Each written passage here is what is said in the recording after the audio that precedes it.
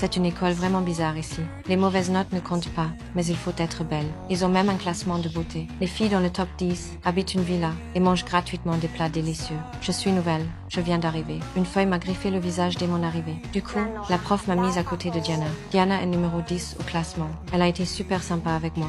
Quand elle a vu la griffure sur mon visage, elle est devenue encore plus gentille. Après les cours, Diana m'a emmené voir la villa. Seules les 10 premières princesses peuvent y habiter. Les élèves normales ne peuvent entrer que si une princesse les invite. Et la nourriture et les boissons ici, c'est bien mieux que la cantine. Ils ont même des serviteurs en permanence. Diana m'a dit de profiter de cette chance, parce que je ne pourrais plus manger comme ça après. J'ai juste souri. Puis j'ai sorti une barre de chocolat de ma poche et j'ai commencé à la manger. J'en ai même donné la moitié à Diana. C'est là que Louise a débarqué. C'est une amie de Diana.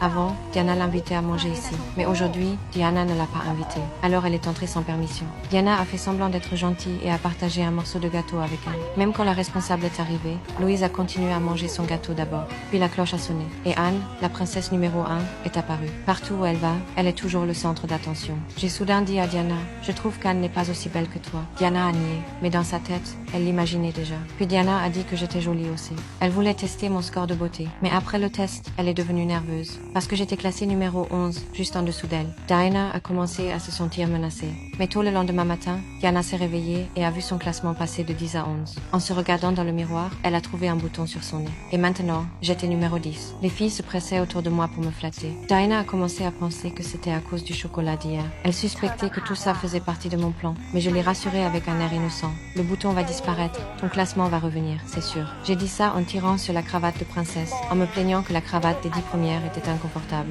Sans son titre de princesse, Diana devait manger l'horrible bouffe de la cantine comme tout le monde, utiliser les toilettes dégoûtantes et supporter les moqueries de tout le monde. Pendant ce temps, j'ai retrouvé la fille ronde. On a commencé à planifier quelque chose ensemble pour mettre fin à ce cauchemar le plus vite possible. Diana a essayé tous les traitements anti-acné qu'elle pouvait trouver. Finalement, quelques jours plus tard, son bouton a disparu et son classement est revenu à numéro 10.